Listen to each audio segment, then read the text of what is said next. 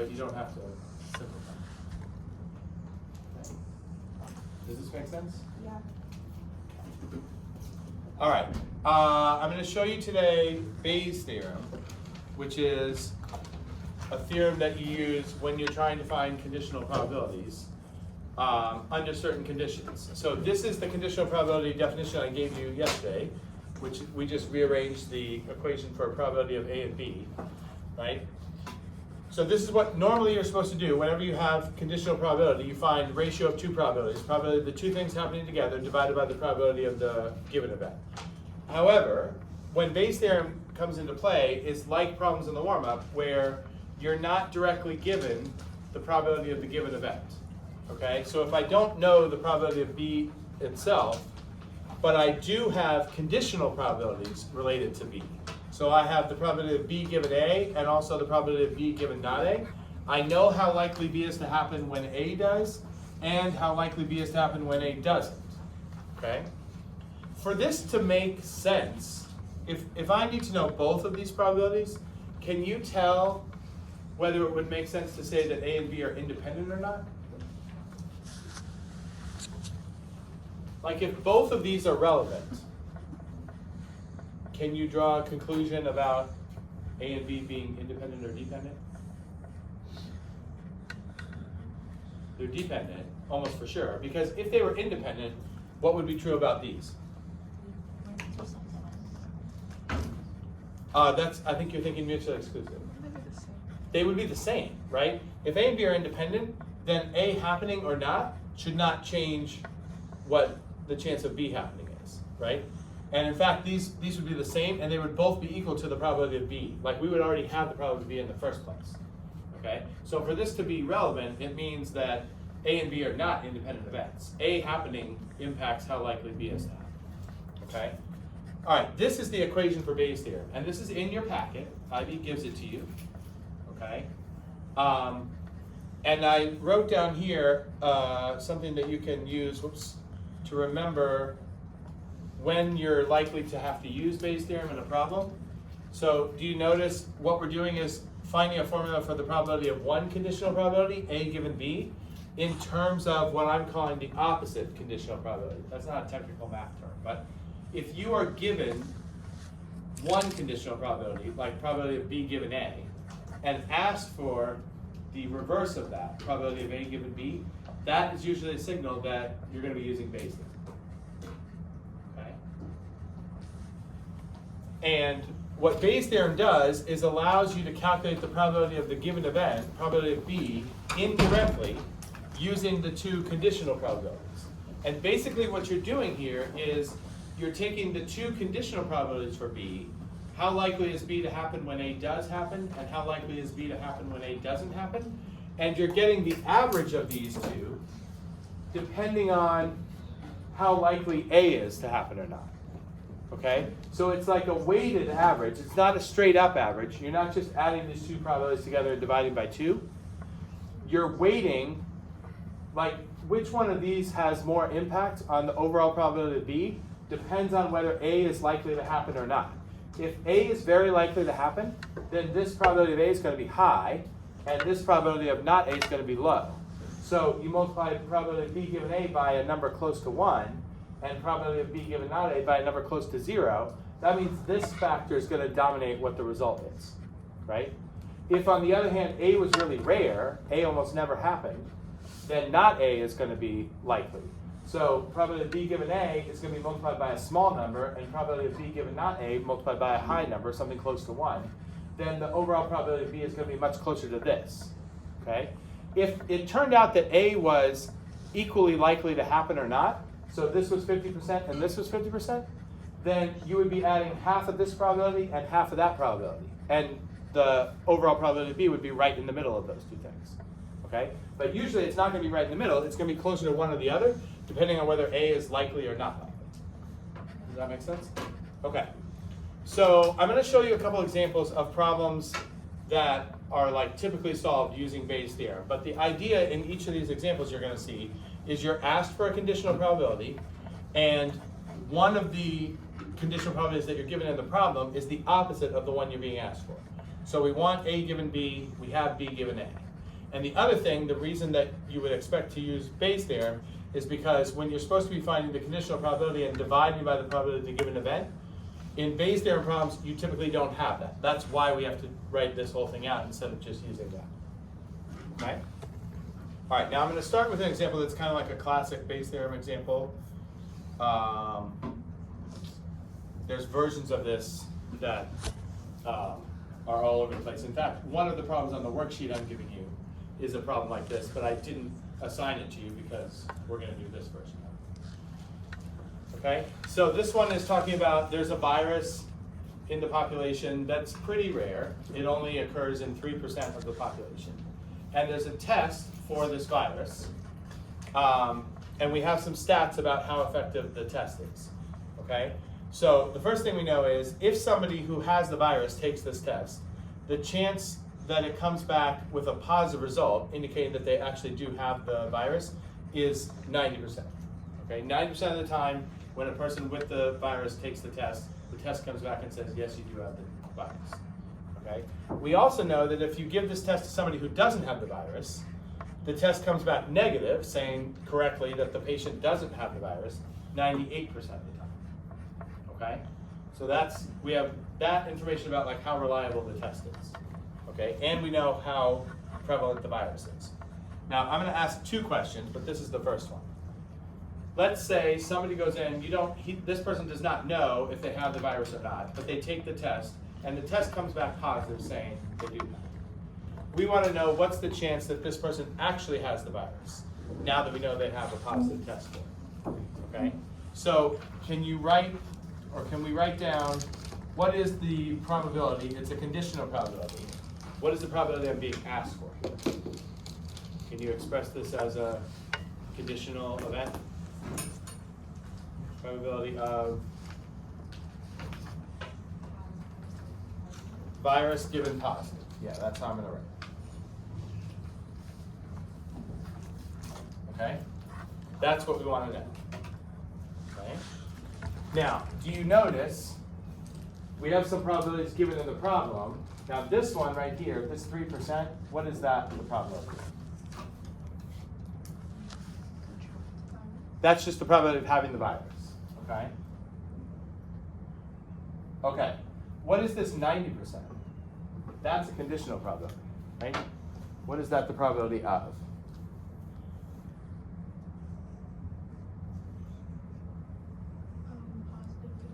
Yes. Okay, and do you see that event is the opposite of the one I'm trying to find, right? I'm trying to find the probability of virus given positive. I have the probability of positive given virus. That's the signal that you're probably going to be using Bayes' theorem. Okay? Now, I have some other stuff here. What's this 98%? Whoa. How does it do that?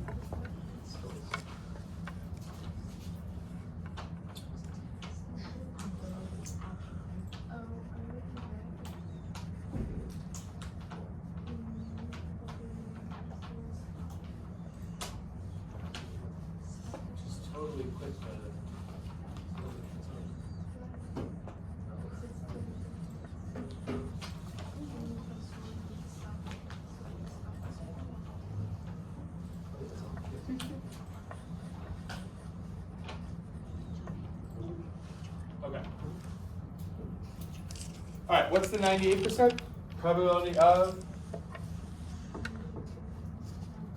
negative given no virus? Okay. So I'm going to do this problem over here where I have more room. We're looking for the probability of virus given positive. And that's a conditional probability. So it should be the ratio of two probabilities. What is the one that goes on the top when you're doing conditional probability? The probability of what happened? The two things. So it should be virus and positive, right? And you divide that by the probability of what? Positive, because that's the given. Okay. Now, before we see how we can use what we have here, I'm going to make a list of what we actually have. We said we know the probability of virus is 0.03. So we also know, like I know some probabilities that weren't explicitly stated, right? If I know the chance of having the virus is 0.03, I also know the chance of not having the virus must be 0.97. Okay? Then I know the probability of, what did we say that one was? Positive given virus. That's 0.9. So I also know the probability of negative given virus, right? If you have the virus, the chance of a positive test is 90%. So if you have the virus, the chance of a negative test must be 10%, right? All right, I also have the probability of negative given no virus. That is 0.98. So I can fill in one more event here. What is the thing that is 2% likely?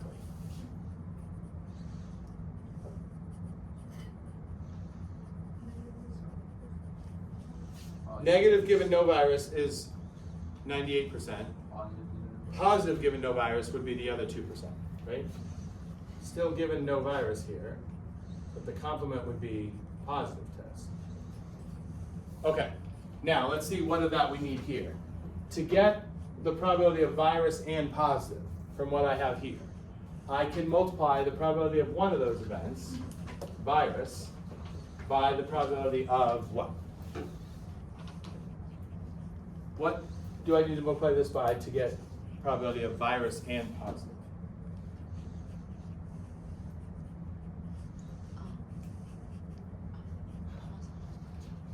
Well, not just positive, because positive and virus, the only way positive times virus would give you virus and positive is if these are independent.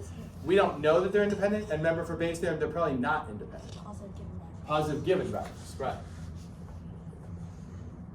All right, also remember I told you, usually with Bayes theorem, you're asked for a conditional probability, and you're given the opposite conditional probability. You're going to be using that when you're trying to find this. So you know that this conditional probability is going to show up in your work if this is the one you're trying to find.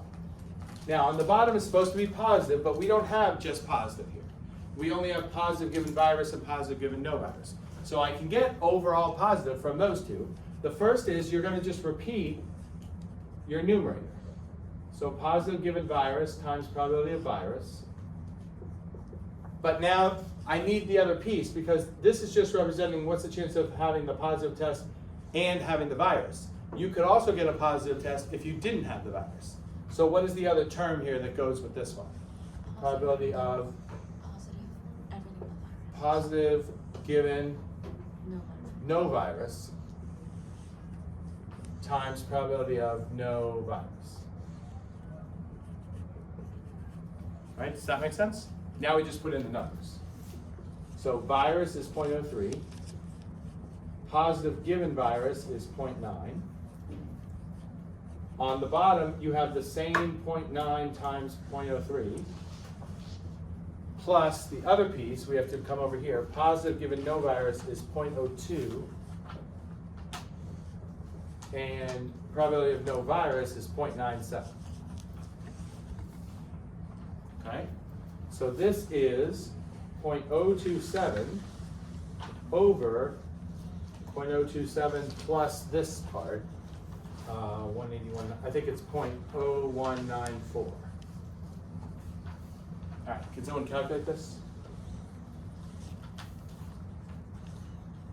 Maybe you have a calculator. Can you give me one more decimal? 582. Okay. All right, that is 58.2%. Now, let's put this in context. What were we finding here? Somebody goes in, they don't know if they have the virus or not. They go in for the test comes back positive, okay? We are finding what's the chance the person actually has the virus, given that the test comes back and says they do. It's only, quote unquote, 58%.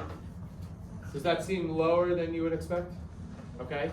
All right, at first glance, it does seem like your first reaction to this might be like, what kind of test is this? And why are we using it, right?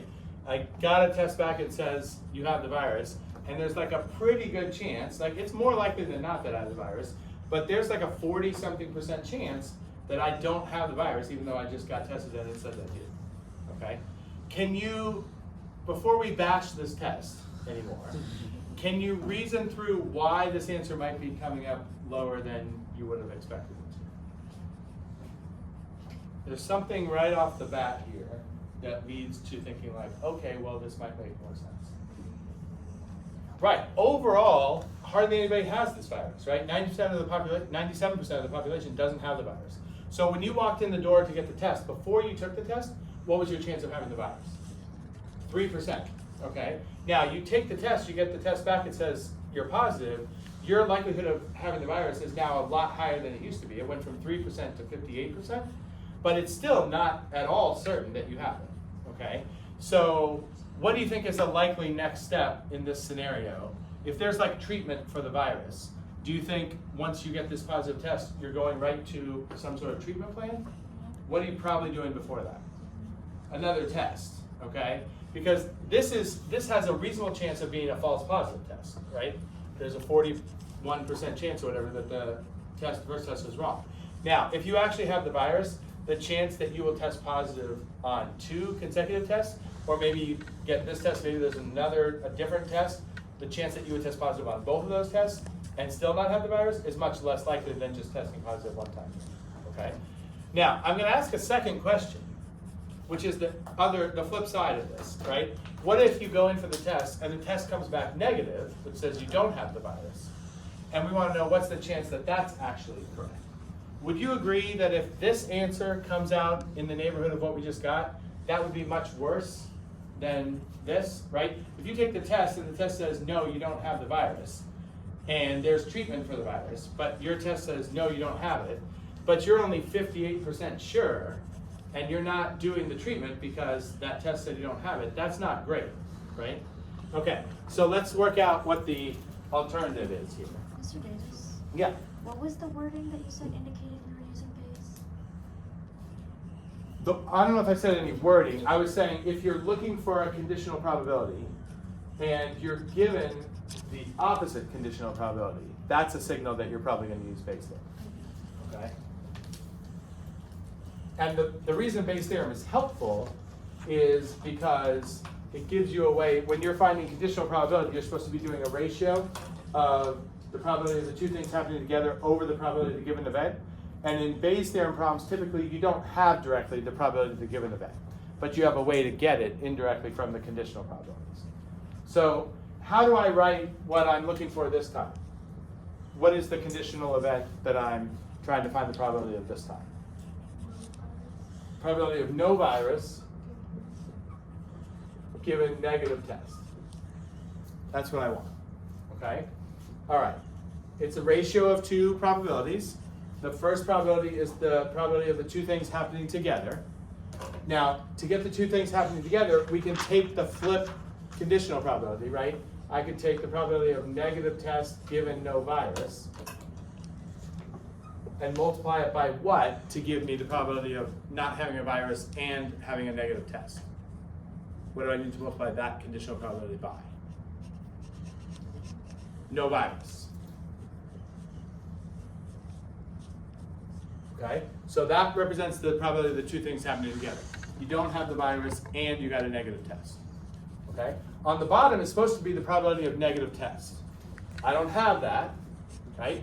But I can get it from this plus more, right? So probability of negative given no virus times probability of no virus plus what else belongs on the bottom here? Probability of negative given virus, and that has to be multiplied by probability of virus. Okay, let's put these numbers together. Negative given no virus is 0.98. No virus is 0.97. On the bottom you have that same term plus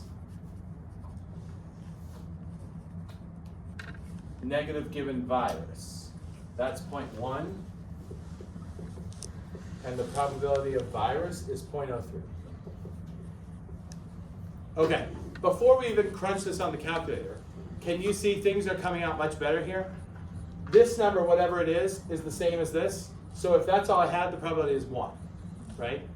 The only thing I'm adding to the bottom here is 0.1 times 0.03. That's 0.003, right? So that means the denominator is only a tiny bit bigger than the numerator. So the fraction here is going to come out close to 1. Does that make sense? All right, does anybody have what it exactly is? I think it starts with 9. What, 996? 996? Not 997. 997? Okay. So 99.7% chance that when you get the negative test, you actually don't have the virus. Okay? So you can be pretty confident that, yes, you don't need the treatment plan here because it's not certain, but it's extremely unlikely that you have the virus after having gotten a negative test. Much different than what we got on the first example where even if you get a positive test, there's still a reasonable chance that you don't have the virus. Does that make sense? Are you okay with that? All right, now, there is an extension of this that IB dips its foot in the water with for you guys, okay?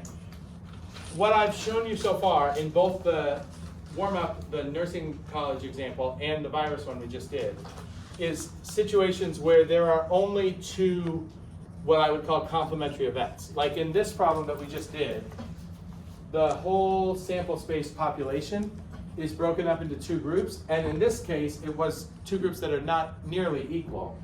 This isn't even really the scale, but there would be like something like this, right, where you have a tiny group of people who have the virus, and everybody else doesn't have the virus, okay? But everybody in the sample space belongs to one of these 2 groups. Either you have the virus or you don't, right? It was the same with the nursing college where we had, the college was divided into 2 groups by gender, right? There's males and females, okay? You don't have to, Bayes' theorem works and can be applied even in situations where the sample is broken up into a set of n events. N could be any number here, as long as they do what's called partition the sample space. And partition is a specific math word that talks about how you divide things up. So I'm going to show you a couple examples of things that are partitions and things that are not partitions, and I want to see if you can understand the difference. So this was a partition with only 2 groups. Here would be a partition with 3 groups, okay, like A1, A2, and A3. So these are like subsets of the sample space. These are events, but every member of the sample space belongs to A1, A2, or A3, okay? Here would be subsets of the sample space that don't create a partition. Let's say A1 is here, A2 is here, and A3 is here. That's not a partition. Neither is this.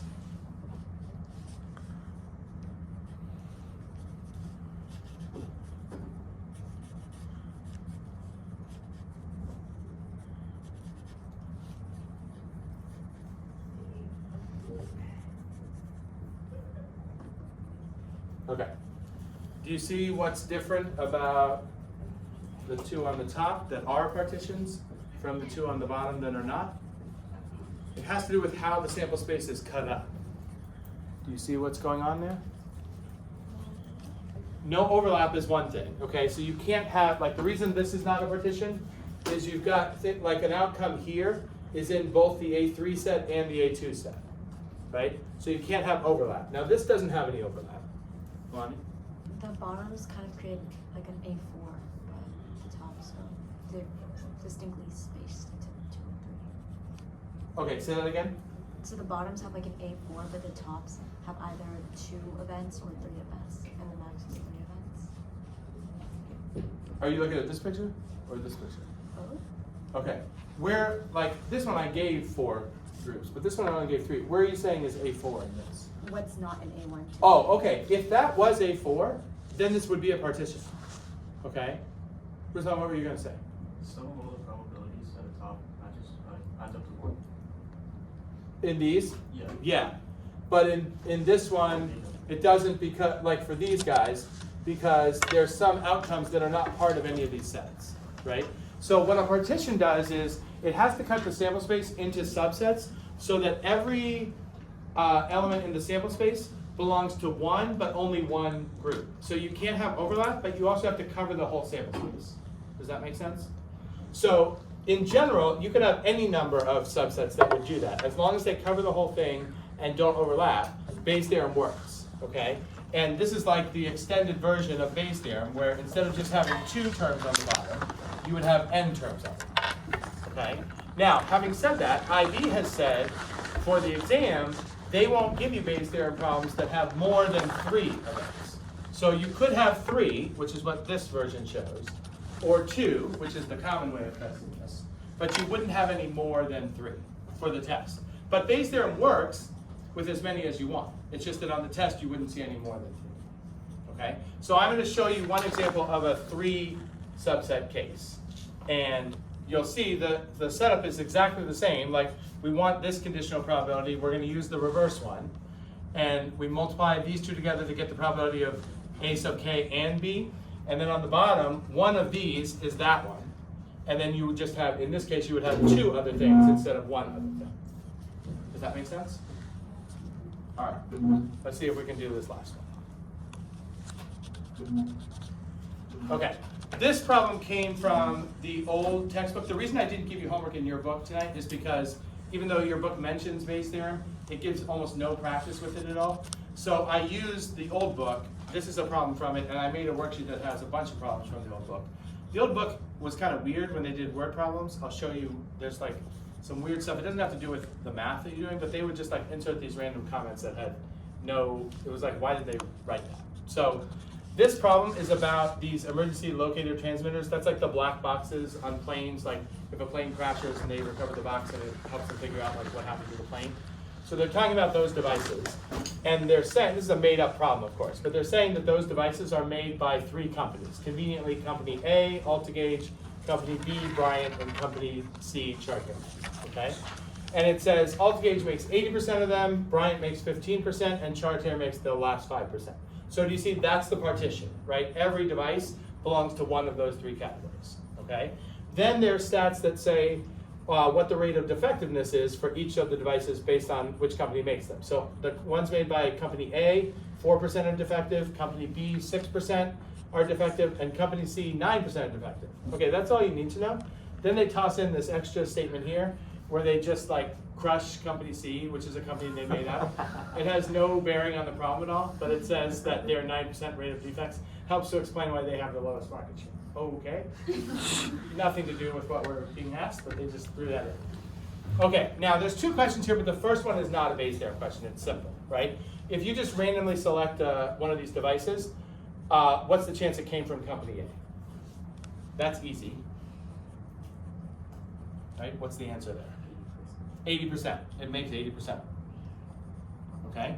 Now, the second problem here is a Bayes' theorem problem because it's asking for a conditional probability. It says if you randomly select a device and test it and it turns out that that device is defective, so we know it's defective, now what's the chance it came from A? So do you see, how would you express this as a conditional probability? What are we trying to find here? So given defective. Yeah, probability of what given defective? Probability of A given. Right, A given defective. Right? And we could find the probability of A given defective by using the reverse conditional probability, defective given A, and I would multiply that by the probability of A, right? So that's your numerator. That's A and defective, right? And on the bottom should be the probability of defective. But you see, we don't have overall defective chance. We just have defective given each one of the companies, right? So the probability of defective is going to be this, the numerator, defective given A times A. But then there are now 2 other pieces to this, right? You see what else belongs on the denominator? What would be my next term? Probability of and defective given B would have to be multiplied by the probability of B. And then because there are 3 companies, we need defective given C and multiply that by the probability of C. Does that make sense? So defective given A is 0.04 and the probability of A is 0.8. And on the bottom, I would have the same 0.04 times 0.8, but I would have to add to that 0.06 times 0.15 for company B, and 0.09 times 0.05. Can you guys crunch those numbers? Before you give the answer there, since we said if we didn't know anything about the device, the chance that one we picked randomly would be 80%. If we know it's defective, and now we're asking what's the chance it came from A, would you expect this answer to be higher or lower than 80%? Low, because company A doesn't make many defectives, right? So we would expect this to be under 80%. Now, can you get the actual number? What is it? 703? Like just over 70%? Is that what people are getting? Okay. Now, it's still pretty high, right? But that's mainly because of what? What's that? Well, no, the reason it's still high, like the reason that, like we know it's defective, there's a 70% chance that it's coming from company A. That's because company A makes almost all of them, right? So they're, like, if we didn't know anything about it, it would be most likely that it came from A. The chance that it's coming from A when it's defective is lowered a bit because not many of company A's are defective, but it's still pretty likely that you ended up with a company A device, right? So that makes sense that it's 70.3 over. Yeah. No, see, only 5. So circle the ones that you're doing. It's 1, 2, 6, 10, and 11. You can do the other ones if you like. Like if you're like, oh, I can't get enough of these Bayes theorem problems. But I only need you to do those 5.